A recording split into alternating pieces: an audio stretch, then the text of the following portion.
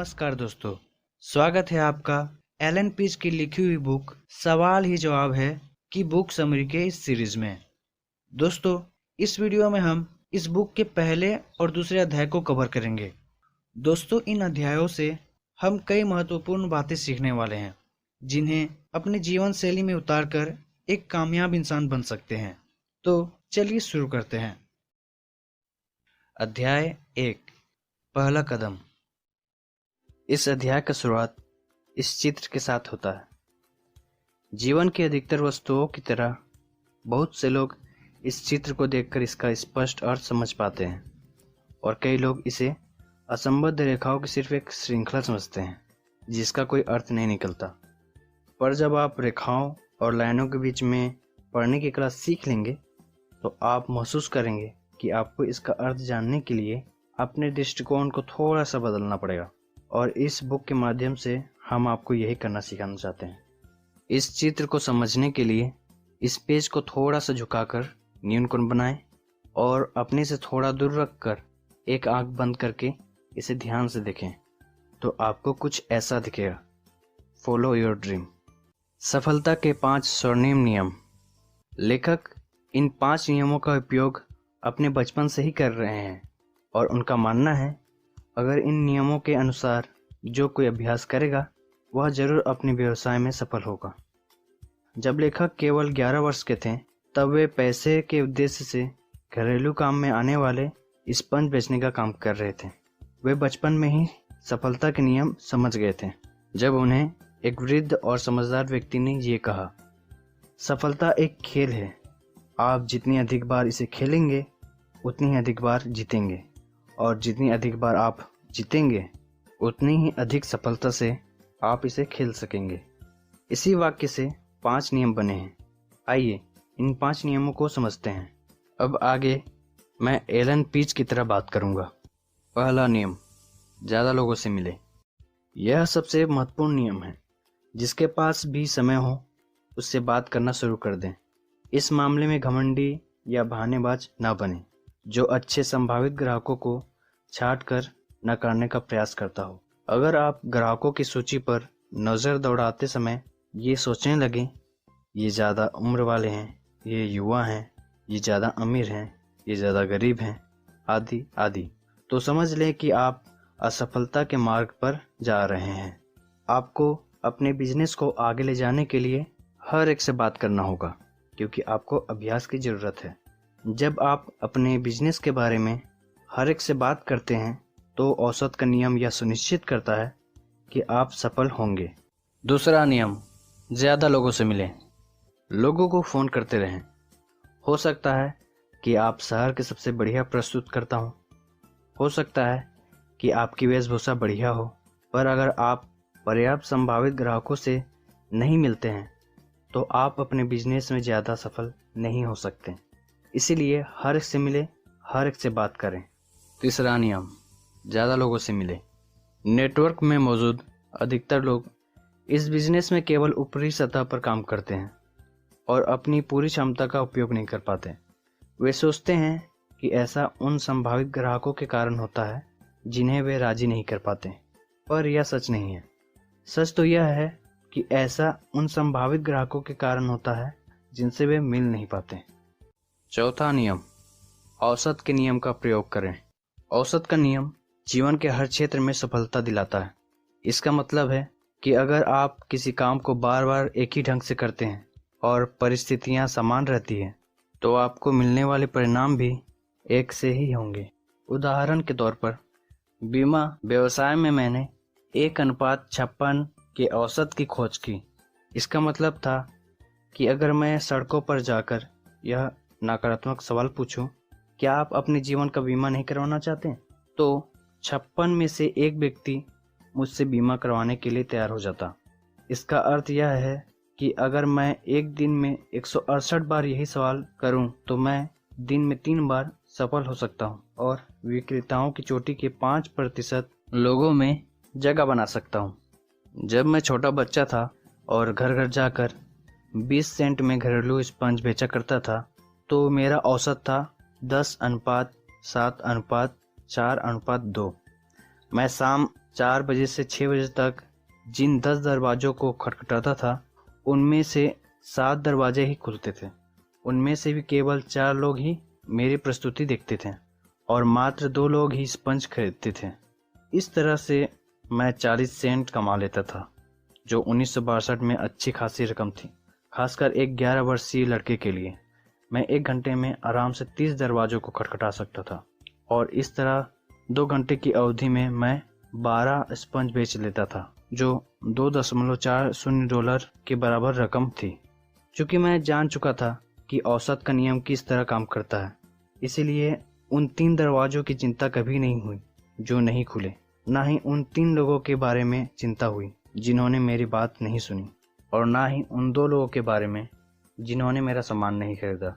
मैं तो बस इतना जानता था, अगर मैं 10 दरवाज़ों पर दस्तक दूंगा तो मैं 40 सेंट कमा लूँगा। इसका मतलब यह था कि हर बार जब मैं दरवाजे पर दस्तक दूंगा तो मैं 4 सेंट कमाऊंगा, इसके बाद चाहे जो भी हो। औसत का यह नियम मेरे लिए एक प्रभावशाली और प्रेरणादायक शक्ति था। 10 दरवाज़ों पर दस्तक दो और 40 सेंट कमाऊं। सफलता सिर्फ इस बात पर छुपी हुई थी कि मैं कितनी जल्दी इन दरवाज़ों पर दस्तक दे सकता हूं। अपने अनुपात का रिकॉर्ड रखें। औसत का रिकॉर्ड रखना और अपनी बिक्री के आंकड़ों का रिकॉर्ड रखना एक शक्तिदायक प्रेरणा स्रोत था। जल्द ही मैंने इस बात की परवाह छोड़ दी कि मेरे दरवाज़ा खटखटाने पर किसने दरवाज़ा नहीं खोला, किसने मुझे देखने के बाद मेरी बात को नहीं सुना, या किसने मेरी बात सुनने के बाद मेरा सामान नहीं खरीदा। क्योंकि औसत और आंकड़ों का रिकॉर्ड रखने से आप सकारात्मक बनते हैं और अपने लक्ष्य तक पहुंच सकते हैं। यह न केवल आपकी प्रेरणा का सतत स्रोत है, बल्कि नकारे जाने को सहजता से लेने की कुंजी भी है। जब आप अपने औसत पर ध्यान रखते हैं तो आपको बाकी बातों की खास चिंता नहीं होती। तब आप जितनी जल्दी संभव हो अगली मुलाकात करने के लिए प्रेरित होते हैं। औसत के नियम को समझे बिना आप केवल इतना ही सोच सकेंगे कि आगे क्या होगा। अगर कोई ना कह देगा तो आप निराश हो सकते हैं। अगर कोई दरवाज़ा नहीं खुलेगा तो आप उदास भी हो सकते हैं। पर अगर आप औसत के नियम को समझ लेते हैं और उसे स्वीकार कर लेते हैं तो ऐसा नहीं होता। $9 की पोकर मशीन। जब मैं किशोर अवस्था में था तो मेरे पास एक साइकिलिंग कार्य था। मैं बर्तन, चादर और कंबल बेचा करता था। तब मेरा अनुपात था 5:3:2:1।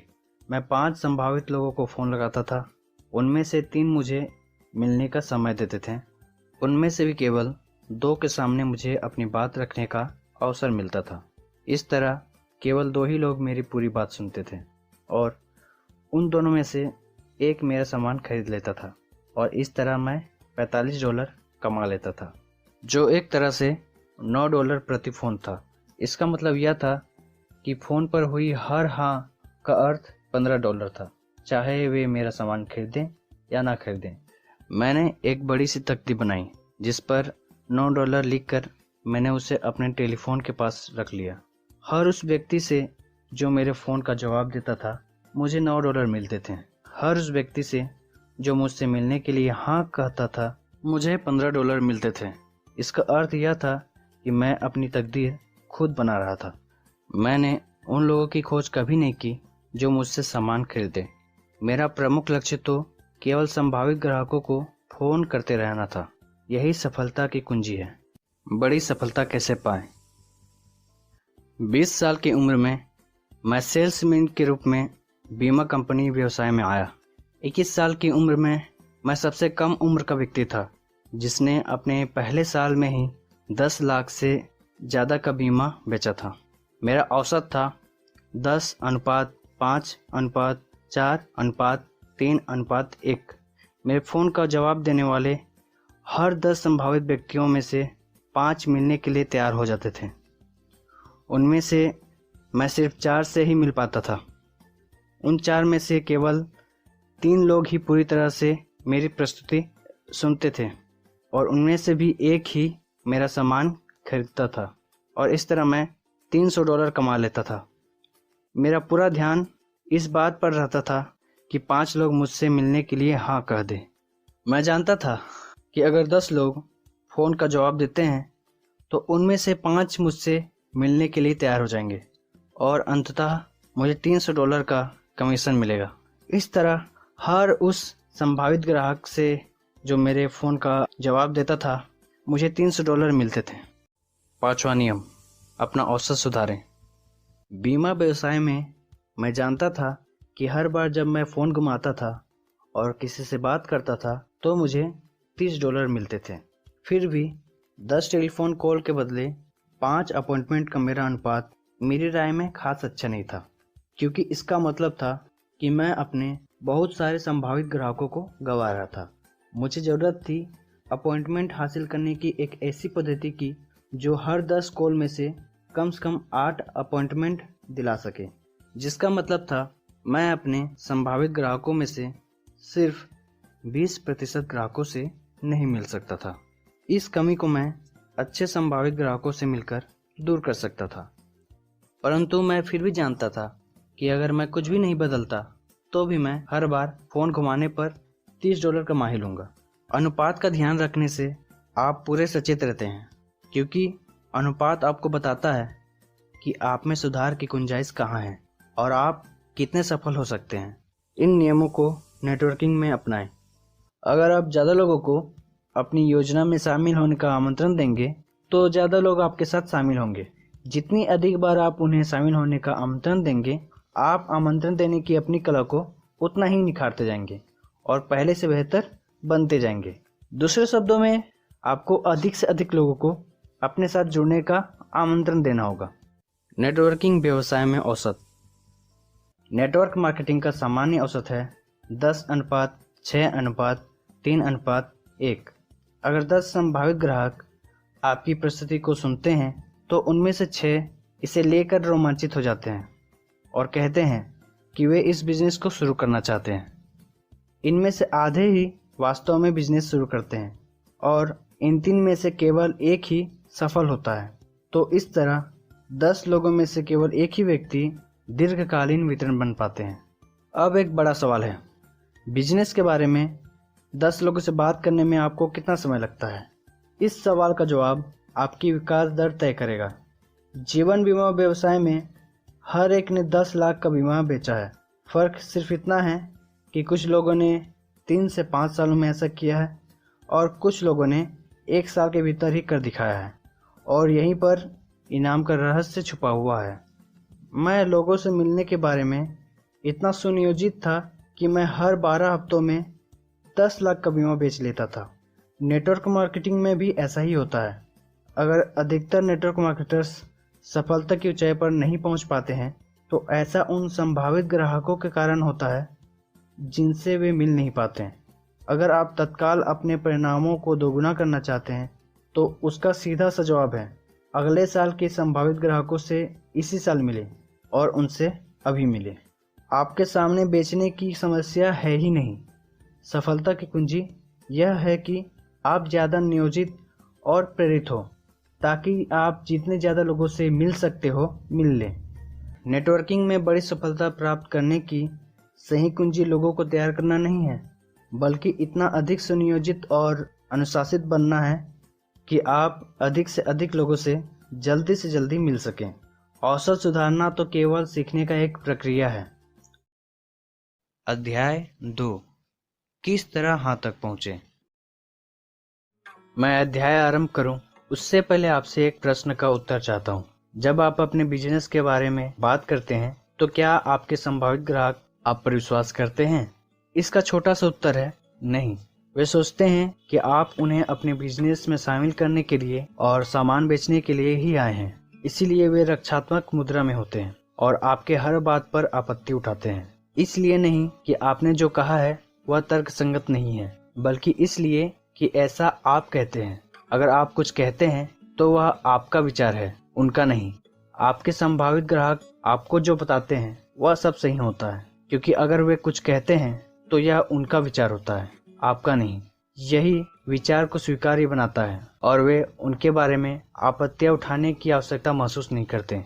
उदाहरण के लिए, जब आप किसी संभावित ग्राहक से ये कहते हैं, आप एक ऐसी जीवन शैली अपना सकेंगे जो आपको हर मनचाही चीजें देंगी, तो हो सकता है वो आपसे अपने वर्तमान जीवन शैली को बेहतर बताने की कोशिश करे, चाहे ये सच हो या ना हो। लेकिन अगर आपका संभावित ग्राहक ठीक यही बात आपसे कहता है तो वह सही होगा। अगर वह कहे, मैं चाहता हूँ कि मेरी जीवन शैली में सुधार हो और मुझे जीवन की सारी अच्छी चीजें मिले, तो कोई आपत्ति नहीं उठाई जाएगी, क्योंकि ऐसा उसी ने कहा है। यह उसका विचार है, आपका नहीं।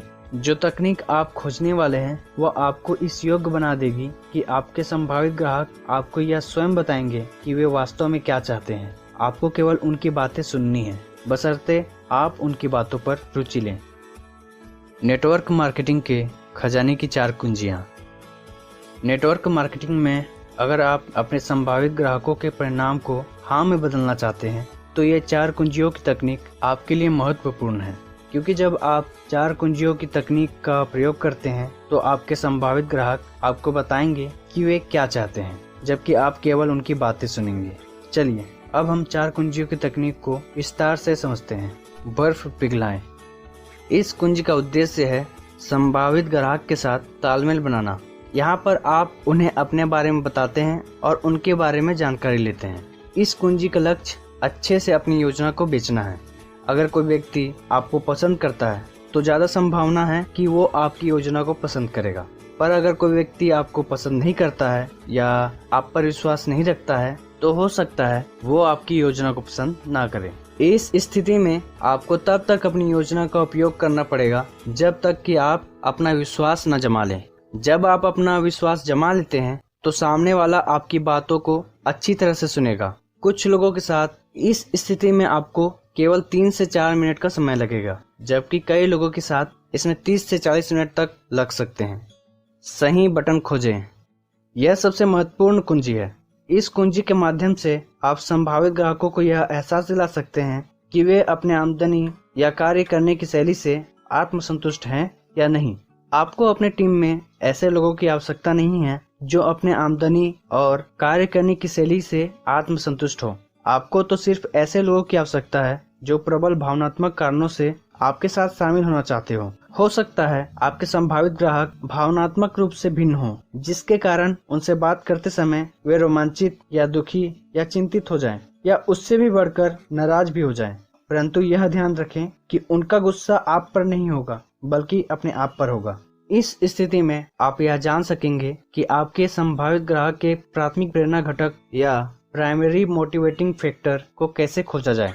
प्राथमिक प्रेरणा घटक ही वह कारण होता है जिसके कारण वे आपके बिजनेस में शामिल होना चाहेंगे। हर व्यक्ति 2 में से किसी एक कारण से प्रेरित होता है, लाभ प्राप्त करने के लिए या कष्ट से बचने के लिए। इस कुंजी के द्वारा आप जान सकेंगे कि उनके प्राथमिक प्रेरणा घटक को किस तरह सामने लाया जाए और यह जानने के बाद किस तरह उन्हें अपनी योजना में शामिल होने के लिए प्रेरित किया जाए। यहाँ पर संभावित ग्राहक आपको बताते हैं कि वे क्या लाभ प्राप्त करना चाहते हैं और किन कष्टों से बचना चाहते हैं। नेटवर्क मार्केटिंग में शामिल होने वाले अधिकतर लोगों के प्राथमिक प्रेरणा घटक कुछ इस प्रकार हैं। जब आप इस सूची का अध्ययन करते हैं तो आप पाते हैं कि इन सूचीबद्ध कारणों में से एक कारण आपका भी प्राथमिक कारण है, जिसकी वजह से आप नेटवर्क मार्केटिंग में हैं। कई और सहायक कारण भी हो सकते हैं, पर कोई एक कारण अन्य कारणों से अधिक प्रबल अवश्य होगा। यही आपका प्राथमिक प्रेरणा घटक है। चूँकि प्राथमिक प्रेरणा घटक सबसे ज्यादा महत्वपूर्ण होता है, इसीलिए यह समझ लेना अनिवार्य है कि नेटवर्क मार्केटिंग में शामिल होने वाले हर व्यक्ति का प्राथमिक प्रेरणा घटक वही नहीं होता जो कि आपका है। उदाहरण के तौर पर आपको चॉकलेट आइसक्रीम पसंद हो सकती है, पर इसका अर्थ यह नहीं होता कि यह आइसक्रीम हर एक को पसंद होगी। कई लोग स्ट्रॉबेरी, कैरेमल को ज्यादा पसंद करते होंगे, पर अगर आप चॉकलेट आइसक्रीम पसंद करते हैं तो आपके लिए इसके बारे में बातें करना न केवल आसान होगा बल्कि आप इसे दूसरों लोगों के साथ बांटना भी पसंद करेंगे, और आपके लिए यह समझना बहुत कठिन होगा कि इसे हर व्यक्ति पसंद क्यों नहीं करता। अब आगे हम कुछ कहानियों की मदद से प्राथमिक प्रेरणा घटक को समझेंगे। रॉन क्यों शामिल नहीं हुआ? अल्बर्ट एक डिस्ट्रीब्यूटर था। वह नेटवर्क मार्केटिंग में इसलिए आया था क्योंकि उसे आर्थिक स्वतंत्रता चाहिए थी। इसके अलावा उसके और कई सपने थे, जैसे अपना मालिक खुद बनना, खुद की आमदनी तय करना, अपने बच्चों को अच्छे स्कूल में भेजना इत्यादि। लेकिन आर्थिक स्वतंत्रता उसका प्राथमिक प्रेरणा घटक था, क्योंकि इसी के द्वारा उसे बाकी सारी चीजें मिल सकती थी। वह पूर्ण भावनात्मक रूप से अपने सपनों से जुड़ा हुआ था और अपने लक्ष्य के प्रति समर्पित था। एक दिन अल्बर्ट स्थानीय कार्यक्रम के लिए फंड जुटाने के दौरान रोन नामक व्यक्ति से मिला और उसने उसे बिजनेस दिखाने के लिए आमंत्रित किया। अल्बर्ट ने रोन को पूरे उत्साह से अपनी योजना समझाई।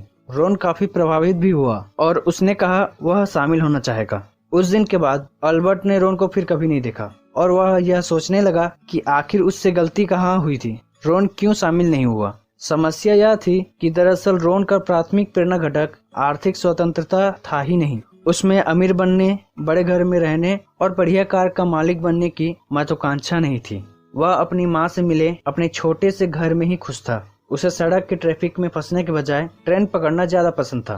रोन ने महसूस किया कि आर्थिक स्वतंत्रता तो ठीक है, पर इससे उसे सौदा पक्का करने के लिए पर्याप्त प्रेरणा नहीं मिल पा रही थी। रोन की असली प्रेरणा यह थी कि उसे नए लोगों से मिलने के अवसर मिलेंगे, नए कलाएं सीखने को मिलेंगी और वह समाज के लिए अपना योगदान दे सकेगा। इसी कारण तो वह फंड इकट्ठा करने की योजना में शामिल हुआ था, पर उसे इन मुद्दों के बारे में बताने का अवसर नहीं मिला, क्योंकि अल्बर्ट आर्थिक स्वतंत्रता को उसके गले के नीचे उतारना चाहता था। निश्चित रूप से रोन पर अल्बर्ट की उत्साही प्रस्तुति का प्रभाव हुआ था, परंतु अगले दिन जब सूरज निकला तो उसकी प्रतिक्रिया ठंडी हो गई। कुछ ही दिनों में रोन अल्बर्ट की उत्साहपूर्ण प्रस्तुति के बारे में पूरी तरह से भूल चुका था। अल्बर्ट यह नहीं जान सका कि दूसरों की सहायता करना रोन का प्राथमिक प्रेरणा घटक है। जेन का गलत फैसला। जेन की उम्र 34 वर्ष थी और वह अपने 2 बच्चों के साथ अकेली रहती थी। वह 2 साल से नेटवर्क मार्केटिंग में थी। डेविड से उसकी पहचान एक डिनर पार्टी में हुई। डेविड ने उसकी नेटवर्किंग गतिविधियों में रुचि ली और इसके बारे में अधिक जानकारी चाहिए। जेन का खुद का प्राथमिक प्रेरणा घटक था अपने लिए ज्यादा खाली समय जुटाना, ताकि वह अपने दोनों बच्चों को ठीक से पाल सके और शिक्षित कर सके, पर वह जानती थी कि यह हर एक की पहली प्राथमिकता नहीं हो सकती।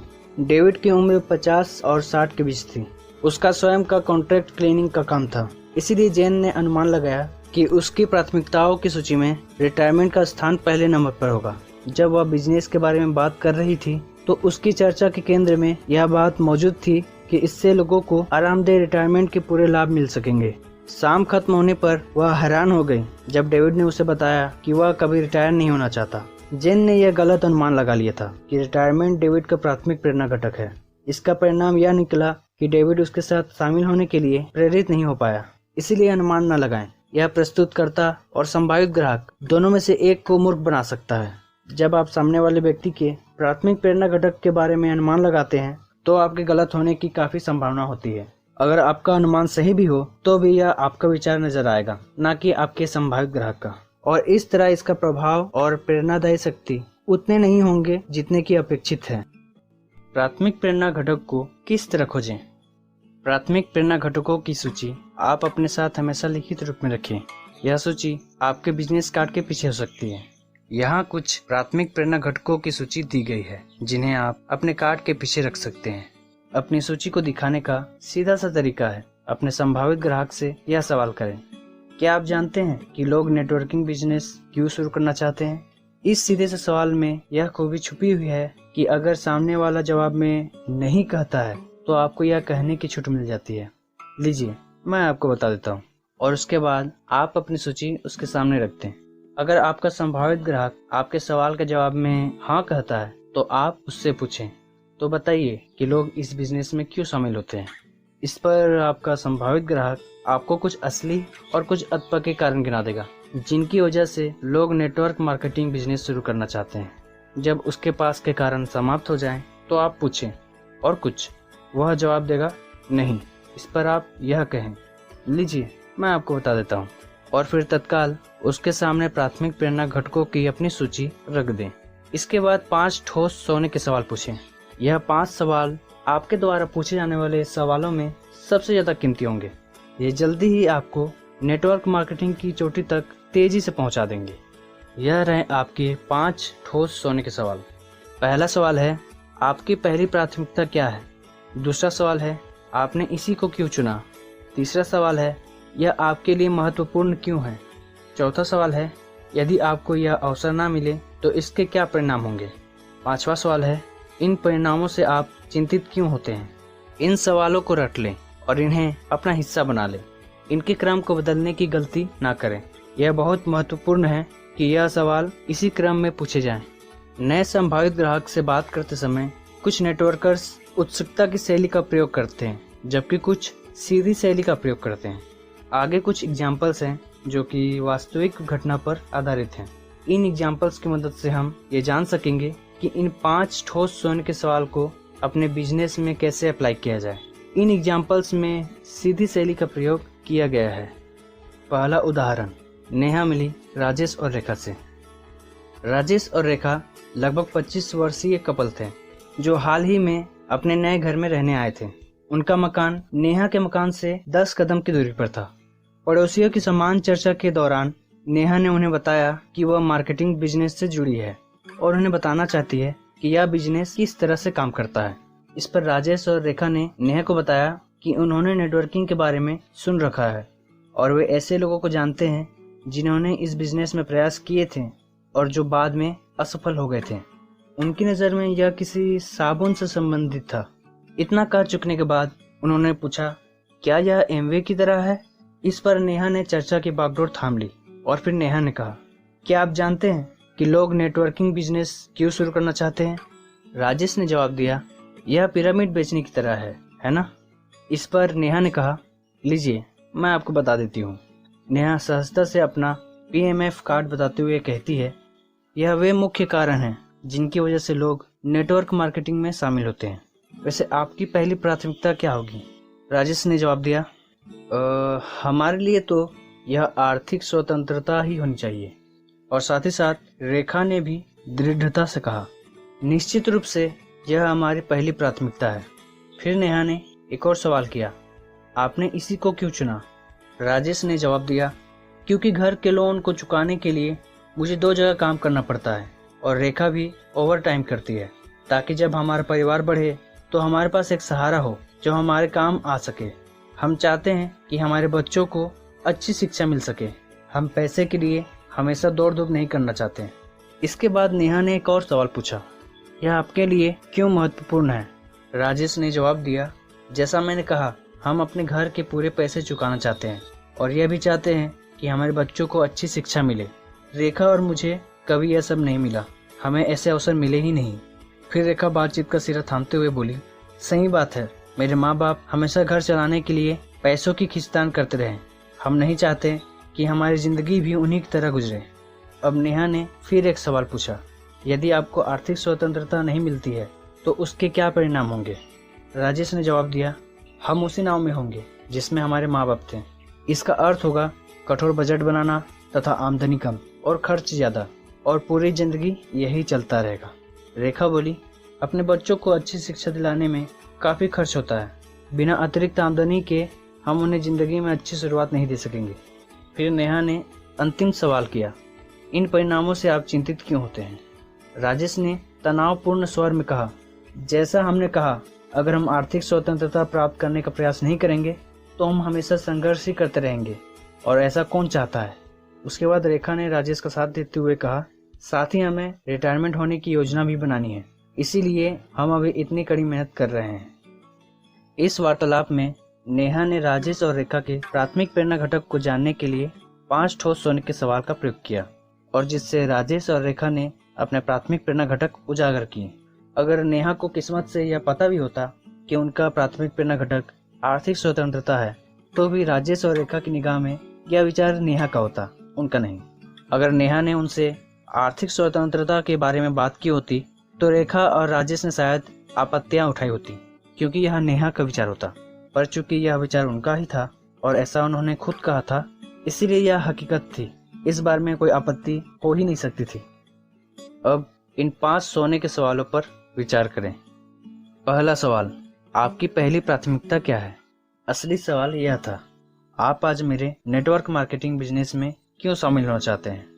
राजेश ने कहा कि उनका प्राथमिक प्रेरणा घटक आर्थिक स्वतंत्रता है, इसीलिए वे दोनों शामिल होना चाहते हैं। दूसरा सवाल, आपने इसी को क्यों चुना? यह सवाल दरअसल यह पूछता है, आप इस कारण से क्यों शामिल होना चाहते हैं? उन दोनों ने स्पष्ट किया कि वे अपने घर का लोन चुकाना चाहते हैं, अपने बच्चों को अच्छी शिक्षा देना चाहते हैं और पैसों की तंगी वाला जीवन नहीं जीना चाहते हैं। तीसरा सवाल, यह आपके लिए महत्वपूर्ण क्यों है? यह सवाल पूछता है, मुझे फिर से बताएं, आप इसी कारण से क्यों शामिल होना चाहते हैं?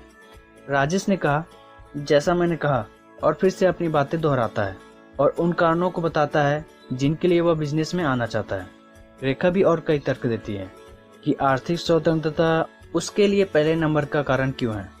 उसके माता पिता को खर्च चलाने में कठिनाइयां आती थी और वह ऐसी परिस्थितियों में नहीं जीना चाहती थी। चौथा सवाल, यदि आर्थिक स्वतंत्रता नहीं मिली तो उसके परिणाम क्या होंगे? यह सवाल दरअसल पूछता है, अगर आप शामिल नहीं होते तो आपके साथ क्या होगा? अब वे दोनों रोमांचित हो जाते हैं। वे नेहा को बताते हैं कि वे अपने माता पिता की तरह तंग हाल जीवन नहीं जीना चाहते और वे नहीं चाहते कि उनके बच्चों को सिर्फ इसलिए अच्छी शिक्षा ना मिल पाए क्योंकि उनके पास पर्याप्त पैसा नहीं था। पांचवा सवाल, इन परिणामों से आप चिंतित क्यों होते हैं? यह सवाल उनसे अपनी पहली प्राथमिकता को दोहराने का आग्रह करता है। वे दोनों उत्साहित हो जाते हैं।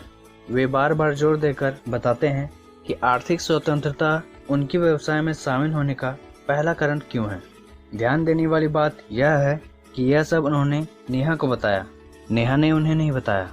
अगर नेहा ने उन्हें यही सब बातें ठीक इसी तरह बताई होती तो शायद उन्होंने बहानेबाजी की होती, पर चूंकि उन्होंने खुद नेहा को अपने शामिल होने के कारण बताए हैं, इसीलिए वे कारण वास्तविक हैं।